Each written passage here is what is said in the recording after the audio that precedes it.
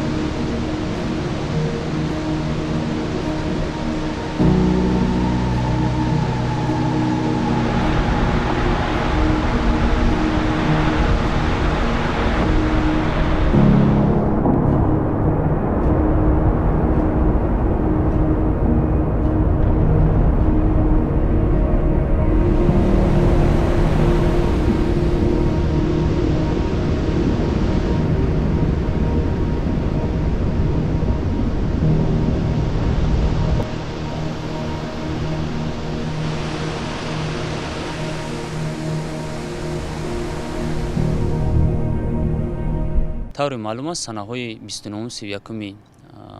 моҳи майи соли 2025 дар шаҳри Душанбе конфронси байналмилалии сатҳи баланд оид ба ҳифзи пиряхҳо баргузор мегардад, ки дар доираи конфронс иштироки доираи васеъ коршиносон аз кишварҳои минтақаи Осиёи Марказӣ ва дар маҷмӯъ аксар кишварҳои олам дар назар аст. Бояд тазаккур дод, ки баргузории конференсияи байналмилалии ҳифзи пиряхҳо ин давоми мантиқии пешбурди дипломатияи ҳамкориҳо дар соҳаи оби ҷумҳурии Тоҷикистон буда, инчунин ҷиҳати татбиқи қатъномаи махсуси Созмони Милали Муттаҳид, ки соли 2022 дар самти эълон гардидани соли 2025 ҳамчун соли байналмилалии ҳифзи пиряхҳо манзур гардида буд, баргузор мегардад. Бевосита чорабинии мазкур дар раванди пешбурди фаъолияти раванди оби Душанбе таъсири амиқ расонида, ҷалби коршиносон ва дар ин замина таҳлилу баррасии масоили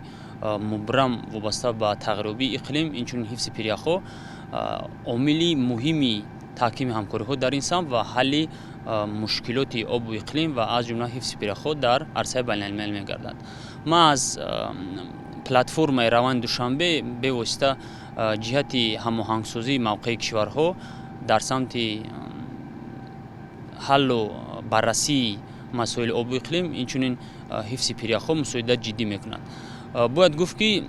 дар заминаи баргузории чорабинии мазкур, яъне конфронси сатҳи баланд оид ба ҳифзи пиряхҳо, якчанд чорабиниҳои пеш аз конфронсӣ ва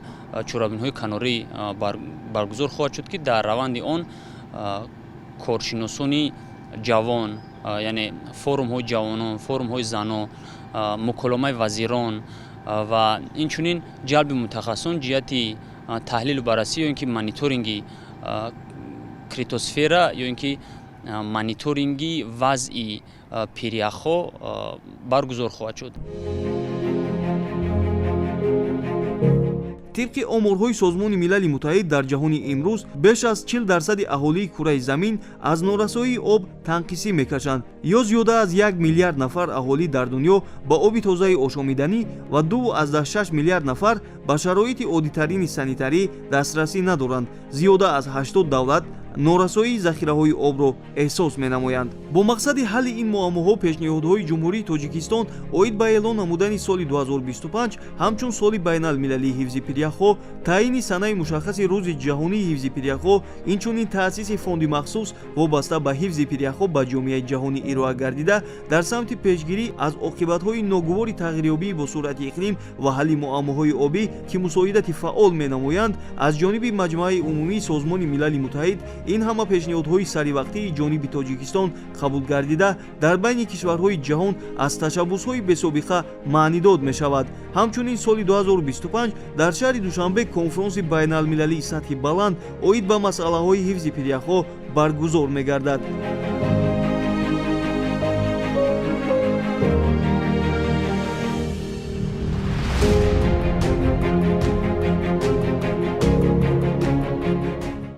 бо дар назардошти муҳим будани масъалаҳои мазкур қатномаи созмони милали муттаҳид таҳти унвони шарҳи миёнамуҳлати бисёрҷанбаи татбиқи 10-солаи байналмилалии амал об барои рушди устувор солҳои 2018-2028 манфиатҳои умумибашариро ба се ҷанбаи асосӣ: таъсири тағйирёбии иқлим ва таъсири он ба захираҳои оби, мушкилоти экологӣ ва татбиқи барномаҳои давлатӣ дар самти таъмини рушди иқтисоди сабз алоқаманд меҳисобад. ҷумҳурии Тоҷикистон, ки дорои захираҳои бузурги гидроэнергетикӣ мебошад, рушди минбаъдаи он аз ҳар ҷиҳат аз самаранок ва оқилона истифода бурдани ин намуди энергия вобастагии бештар дорад. яъне ташаббусҳои Тоҷикистон дар сатҳи байналмилалӣ барои таъмини рушди устувори иқтисодии ҳам кишварҳои минтақа ва ҳам давлатҳои ҷаҳон нигаронида шудааст ва конфронсияи байналмилалие ки иштироки мутахассисони сатҳи байналмилалӣ дар рӯзҳои наздик дар шаҳри Душанбе ташкил ва баргузор мегардад, бо қабул гардидани як қатор барномаҳои давлатӣ, стратегияҳо метавонад ба паст гардидани шиддати тағйирёбии иқлим заминаи мусоид гузорад. имрӯз ҷомеаи ҷаҳонӣ хуб дарк мекунад, ки коҳиш ва харобшавии минбаъдаи манбаъҳои обҳои ошомиданӣ дар сайёра метавонад аҳли башарро ба фалокатҳои зиёди ҷонӣ, иқтисодӣ, иҷтимоӣ дучор намояд. аз ин лиҳоз дар заминаи қабули қарори навбатии Созмони Милали Муттаҳид, ки бо ибтикори Тоҷикистон қатномаи доир ба масъалаҳои ҳифзи пиряхҳо қабул гардид, метавонад барои ҳалли ин масоили глобалӣ ҳарчи зудтар чораҳои зарурии муштаракро таҳия ва татбиқ намояд. ҷумҳурии Тоҷикистон бо роҳнамоӣ ва ҳидоятҳои пешвои миллат, президенти ҷумҳурии Тоҷикистон муҳтарам Эмомалӣ Раҳмон давоми бештар аз 2 даҳсолаи охир дар ҳалли масъалаҳои мубрами байналмилалӣ нақши калидӣ гузошта, пешсафӣ ва ташаббускории мамлакати моро давлатҳои ҷаҳон эътироф ва ҳамаҷониба дастгирӣ менамоянд. соли 2024 дар ҷумҳурии Тоҷикистон дар масъалаи ташаббуси қаблии ҷумҳурии Тоҷикистон, яъне эълон кардани 10 солаи об барои рушди устувор, конференсияи сеюми байналмилалии сатҳи баланд оид ба 10 солаи амал об барои рушди устувор солҳои 2018-2028 баргузор гардид, ки дар доираи он як чорабинии канории калон, яъне форми пиряхҳо низ баргузор гардид ва дар рафти он ҳама масъалаҳои вобаста ба пиряхҳо, масъалаҳои ҷорӣ ва тадқиқотҳои олимон ва инчунин ташаббусҳо ва иқдомҳое ки аллакай амалӣ гардида истоданд ва дар оянда ба нақша гирифта шудааст, дар ин форум ба ҷомеаи ҷаҳон яъне муаррифӣ гардид ва дар доираи он фаъолияти худи ҷумҳурии Тоҷикистон вобаста ба самти омӯзиш ва ҳифзи пиряхҳо, вобаста ба омӯзиши раванди таъсири тағйирёбии иқлим дар ҳудуди ҷумҳурии Тоҷикистон низ ба ҷомеаи ҷаҳонӣ муаррифӣ гардид. ҷумҳурии Тоҷикистон ҳамчун як кишвари дорои табиати бой аз назари захираҳои табиӣ дар минтақа ва ҷаҳон мавқеи бисёр хоса дорад ва ман аз пиряхҳои Тоҷикистон ин бевосита сарчашмаи захираҳои обӣ дар минтақаи Осиёи марказӣ буда, бо дар назар дошти ин ҷумҳурии Тоҷикистон 60% обҳои минтақаи Осиёи марказиро ташкил медиҳад. гуфтан ба маворид аст, ки дар ин замина мо бевосита ба фаъолияти фонди байналмилалӣ оид ба ҳифзи пиряхҳо, ки ин ҳам бевосита ба ташаббуси пешвои миллат президенти ҷумҳурии Тоҷикистон муҳтарам Эмомалӣ Раҳмон таъсис ёфтааст, ки он дар заминаи эълон гардидани соли 2025 ҳамчун соли байналмилали ҳифзи пиряхҳо буд ва инчунин бояд гуфт ки Тоҷикистон дар ин замина дар пешбурди лоиҳаҳои он ки барномаҳо ва стратегияҳои иқтисоди сабз ва нерӯи сабз мавқеи бисёр муҳим дорад. Мо дар ин замина талош менамоем ки чӣ гунае ки маълум аст имрӯз дар Тоҷикистон 98% энергия аз ҳисоби нерӯи сабз аст ва мо дар минбаъда талош намуда истодаем ки 100% энергия дар Тоҷикистон аз ҳисоби нерӯи сабз бошад. Аз ин хотир бояд иброз дошт ки маҳз баргузории чорабинии мазкур ва дар ин замина ҷалби коршиносон ҷиҳати таҳлил баррасии масоили рӯзномаҳои сабз яке аз ҳадафҳои муҳими ҷумҳурии Тоҷикистон ба ҳисоб рафта,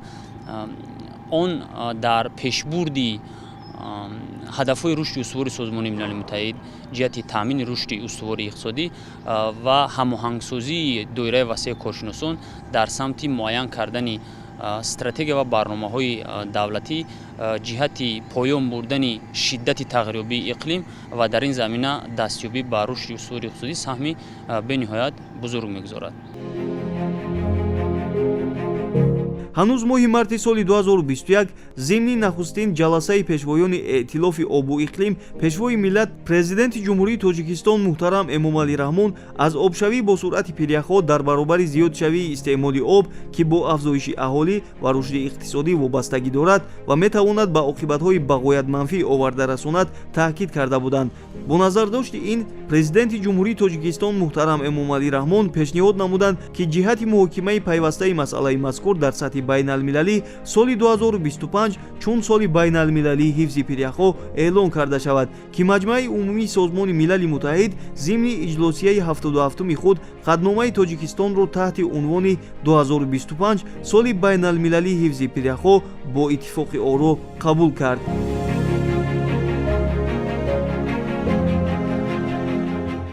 ғайр аз ин мо стратегияи рушди иқтисоди сабзро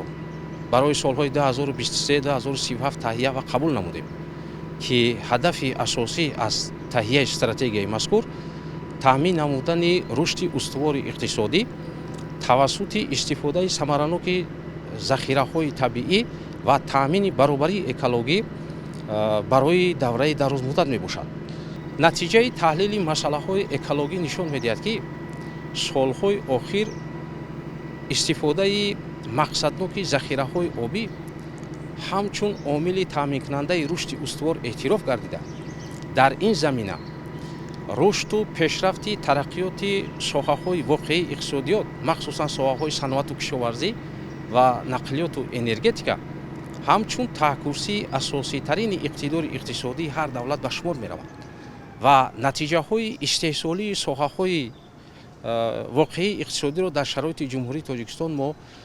солҳои охир мушоҳида карда истодаем ки давра ба давра ҳиссаи онҳо дар маҷмӯи маҳсулоти дохилӣ зиёд мегардад ва ба ҳамин тартиб дар солҳои минбаъда тавассути қабули стратегияу барномаҳо сиёсати созандаи пешвои муаззами миллат ва ҳадафҳои стратегии ҳукумати мамлакат Тоҷикистон ба кишвари демократии рушдёфтаи минтақа табдил хоҳад ёфт. ташаббусҳои байналмилалии ҷониби Тоҷикистон дар татбиқи ҳадафҳои рушди ҳазорсола нақши назаррас гузошта кӯшишҳои муштарак ва ҳамбастагию ҳамгироии кишварҳои ҷаҳонро ҷиҳати бартараф намудани мушкилоти норасоии оби ошомиданӣ ва пешгирии тағйирёбии иқлим бештар кард. қадномае ки дар мавриди ҳифзи пиряхҳо қабул гардид аҳамияти пиряхҳоро чун ҷузъи таркибии давраи гидрологӣ арзёбӣ намуда таъсири ҷиддии обшавӣ бо суръати онҳоро ба иқлим, муҳити зист, саломатии инсон ва рушди устувор таъкид мекунад. инчунин дар қаднома омадааст ки таъсири тағйирёбии иқлим боиси коҳиши густурдаи креосфера шуда дар натиҷа устуворӣ дар минтақаҳои баландкӯҳҳо кам шудааст. ин омил ба паст шудани маҳсулоти маҳаллии кишоварзӣ, афзоиш ёфтани норасоии об ва баланд шудани сатҳи миёнаи баҳр сабаб шуда истодааст.